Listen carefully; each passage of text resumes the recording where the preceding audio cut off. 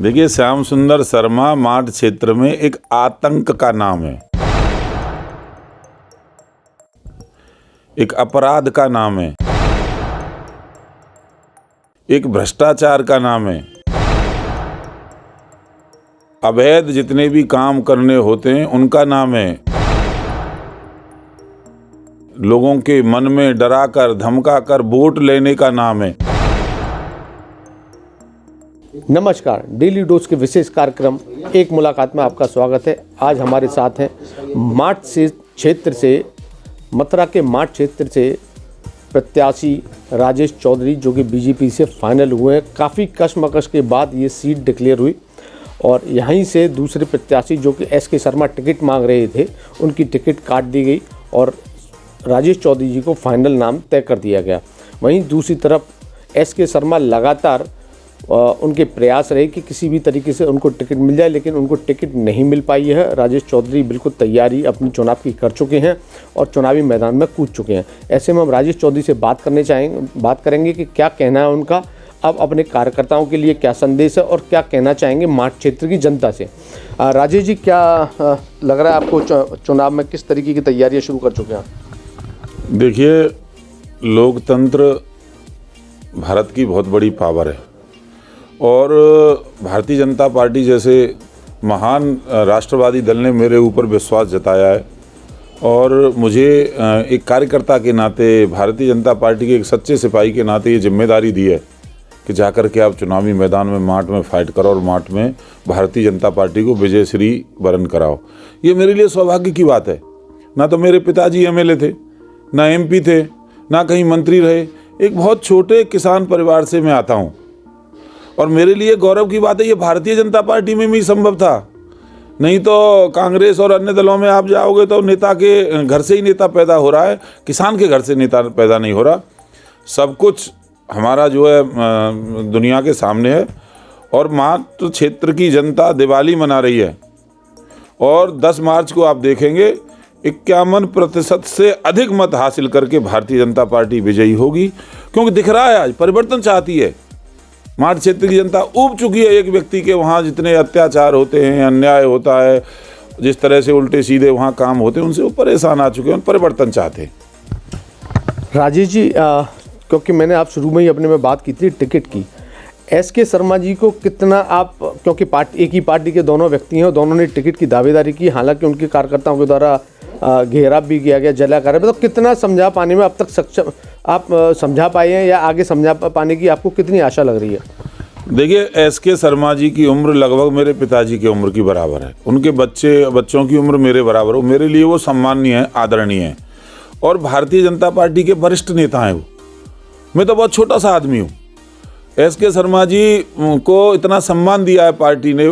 Chemical fertiliser limited केंद्र सरकार का बहुत बड़ा PSU है, उसके वो डायरेक्टर हैं, सम्मानित कार्यकारिणी के सदस्य हैं भारतीय जनता पार्टी के।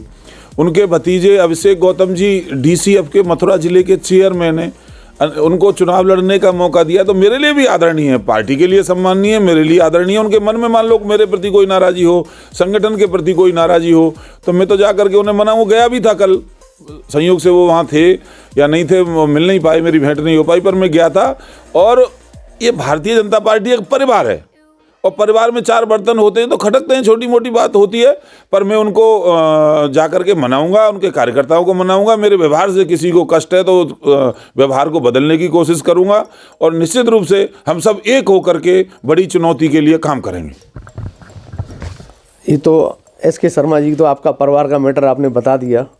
अब श्याम सुंदर शर्मा, जो कि वहाँ का लगातार काफ़ी कद्दावर नेता माने जाते हैं और माठ क्षेत्र की पहचान भी बन चुके हैं, उनसे पार पाते हुए अभी हाल ही में आपकी ऑडियो क्लिप, जो कथित ऑडियो बताई जा रही है आपकी, वो जारी हुई, उस पर आप क्या कहना चाहेंगे?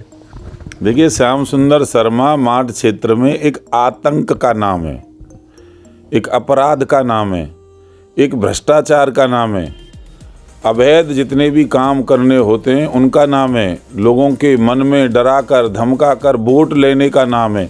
हरिशंकर तिवारी पूर्वांचल में और श्याम सुंदर शर्मा पश्चिम में। दुनिया जानती है दोनों के संबंधों को आपस में, पर जनता परिवर्तन चाहती है और ऑडियो वीडियो तो किसी का बना लो भाई, आजकल आप देख नहीं रहे हो कितना बड़ा वो घोटाला खुला है वहाँ पर, कौन सा ये अभी टीवी में खुला, मैं देख रहा था, किसी का कुछ भी बना लो, कोई मेरा मतलब नहीं उस ऑडियो वीडियो से। और बनाने वाले ने भी गलती कर दी, मैं तो उस ऑडियो में श्याम सुंदर शर्मा को हराने के लिए बात कर रहा हूँ। अब जब मेरा लक्ष्य ही श्याम सुंदर शर्मा को हराना है तो ऑडियो भी बनाना था तो ठीक से बनाना चाहिए था कम से कम, पर उसमें कोई सच्चाई नहीं है, न मेरी वो आवाज़ है, पता नहीं क्यों किसी ने क्या किया है, न कोई आपत्तिजनक उसमें मुझे नजर आता। मेरा लक्ष्य कमल के फूल को माठ क्षेत्र से विजयी बनाकर और जाकर के उत्तर प्रदेश की विधानसभा में ये कहना, योगी जी, केशव मौर्य जी, स्वतंत्र देव सिंह जी, मोदी जी, माठ क्षेत्र की जनता ने कमल का चिन्ह आपकी सेवा में यहाँ से भेजा है और क्षेत्र के विकास के लिए सरकार के सारे दरवाजे खोल दो। अब इसमें एक और तेरे को तीसरा जो दिख रहे प्रत्याशी योगेश नौवार, पिछली बार के लगभग 450 वोट से वो पराजित हुए थे श्याम सुंदर शर्मा जी से और तीसरे नंबर पर बीजेपी पार्टी रही थी। अब योगेश नौवार को आप किस तरीके से आंक रहे हैं और उनसे आपकी फाइट आज की डेट में किससे फाइट मान के चल रहे हैं, श्याम सुंदर शर्मा या योगेश नौवार? देखिए, भारतीय जनता पार्टी ने 2019 में नारा दिया था 50% प्लस, तो हमने उससे अधिक वोट हासिल किया। माठ क्षेत्र में और उत्तर प्रदेश में हमारा नारा है 51% प्लस। हमें 51% से अधिक वोट हासिल करना है, उसके लिए हम मैदान में हैं। अब दूसरे नंबर पर श्याम सुंदर शर्मा आएंगे या आरएलडी के कोई प्रत्याशी आएंगे, अभी तो प्रत्याशी उनका तय ही नहीं है। संजय लाठर जी कह रहे हैं हम हैं, योगेश नौवार जी कह रहे हैं हम हैं, तो पहले वो तय हो जाए। अब वो कल्पना में तो जवाब दिया नहीं जा सकता है, पर मेरा लक्ष्य 50% से अधिक वोट, 51% से वोट अधिक हासिल करना है और उसमें मैं कामयाब होऊंगा। मैंने इसलिए योगेश नौवार जी का नाम लिया कि उन्होंने कल पर्चा दाखिल कर दिया, इसीलिए मैंने उनका नाम यूज़ किया था।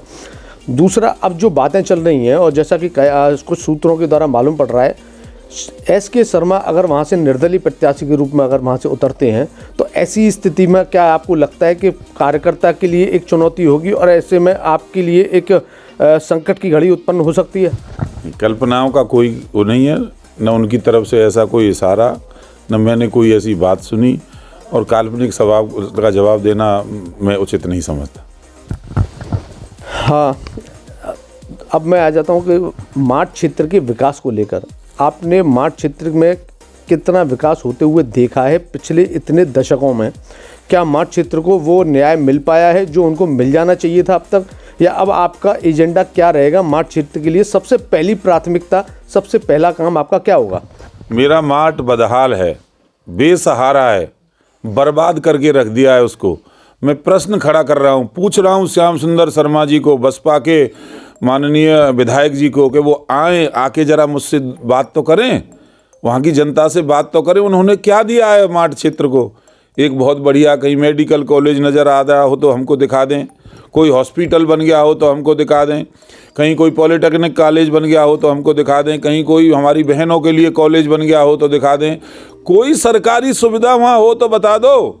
एक व्यक्ति को कोई रोजगार दिया हो तो मैं पूछना चाहता हूँ। मैं चिल्ला चिल्ला करके इस बात को इसलिए कह रहा हूँ कि नोएडा से लगा हुआ नौझील बाजना का मेरा क्षेत्र, वहाँ बड़े बड़े उद्योग धंधे खड़े हो जाने चाहिए थे। उनको 32 साल हो गए उस क्षेत्र का जनप्रतिनिधि बने हुए, एक दुकान भी खुलवाई, एक व्यक्ति को किसी को रोजगार देने का काम किया। ये हाल किया है उन्होंने उस माठ का, केवल बर्बाद करके अपनी राजनीतिक रोटी सेकने का काम किया। मेरा टारगेट है, मैं दूसरे प्रश्न का जवाब दूंगा, नोएडा बना दूंगा उस क्षेत्र को। नोएडा से पीछे नहीं रहेगा, नज़दीक में एयरपोर्ट, वहाँ पर नए नए उद्योग धंधे, इंडस्ट्रियल एरिया का निर्माण। वहाँ के नौजवान, यदि आप जाओगे तो हाईवे के किनारे बस के इंतजार में खड़े होंगे, किसी ट्रक के पीछे लटक करके जा रहे होंगे गार्ड की नौकरी करने के लिए। उन भाइयों को गार्ड की नौकरी करने के लिए नहीं जाने दूंगा, वहीं रोजगार के साधन उपलब्ध कराऊंगा और उस क्षेत्र का विकास कराऊंगा। आपने बात कही कि वहाँ न तो रोजगार है, न व्यापार है, न कोई स्कूल है, न मेडिकल कॉलेज है, न कोई इंडस्ट्री है, न कोई खेलकूद के लिए मैदान है। इतनी सारी चीज़ें आपने बताई। मथुरा जिले के अंदर ही आता है माठ, वहाँ से सांसद हैं हेमा मालिनी। आपने बीजेपी के एक सांसद के ऊपर भी प्रश्न चिन्ह नहीं लगा दिया यहाँ पे? नहीं, केंद्र सरकार की जितनी योजनाएं बहुत अच्छी तरह से उस क्षेत्र में लागू हुई। उज्ज्वला योजना में सबसे अधिक सिलेंडर वहीं गए, आरोग्य योजना के सबसे ज़्यादा कार्ड वहीं बने, सौभाग्य योजना श्रीकांत शर्मा जी को मैं तो बहुत बहुत प्रणाम करूंगा और बधाई दूंगा कि बहुत घर घर जा करके उन्होंने कनेक्शन लगवाने का काम किया है। उत्तर प्रदेश सरकार की जितनी योजनाएं थी वो सब ठीक से लागू हुई और हमने भी उसकी मॉनिटरिंग की है, हमने विकास कार्य कराया है पूरे मार्च क्षेत्र के अंदर। मेरा दावा है एक गाँव ऐसे ढूंढ के निकाल दो, कोई छोटा नगरा भी होगा जहाँ राजेश चौधरी ने सोलर लाइट नहीं लगवा दी हो, जहाँ पानी की टंकी नहीं लगवाई हो, जहाँ हैंडपंप नहीं लगवाए हो, सीसी रोड नहीं बनवाई हो, इंटरलॉकिंग रोड नहीं बनवाई हो। यही मेरी औकात थी अभी तक, ये मैं काम कर रहा था, यही मेरी हैसियत थी। अब मेरी हैसियत बढ़ेगी, जनता मुझे आशीर्वाद देगी तो बड़े बड़े काम करके दिखाऊंगा। कोई प्रश्न नहीं है। हेमा मालिनी जी हमारी सम्मानित सांसद हैं, उनसे जो हो सकता है करती हैं, कुछ क्षेत्र के लिए बड़े बड़े काम करती हैं, ऐसा नहीं है। और जो केंद्र की योजनाएं होती हैं उनको सबको लेके आती हैं। आप देख रहे हो हाईवे बन रहा है अभी, ये बरेली से लेकर के जयपुर की तरफ जाने वाला हाईवे, ये सब चीज़ें होंगी। और आप मुझ पर भरोसा रखिए, जनता परिवर्तन चाह रही है और मुझे चुन करके भेजेगी और मैं बड़े बड़े काम कराऊंगा। ये थे हमारे साथ राजेश चौधरी, बीजेपी से मार्च के प्रत्याशी इनको बनाया गया है। और इनकी क्योंकि युवा हैं और काफ़ी ऊर्जावान व्यक्ति हैं और लगातार ये दावे कर रहे हैं कि मुझे जिम्मेदारी दी गई है और जनता अगर मुझे चाहेगी और मुझे बनाएगी तो मैं सारे काम करूँगा। हालांकि मैंने कुछ सवाल उनसे उनकी पार्टी के विपरीत जाते हुए पूछे, हेमा मालिनी जी को लेके पूछा तो वो तुरंत उससे जो है कट करके दूसरी तरफ पहुंच गए। अभी के लिए बस इतना ही, धन्यवाद।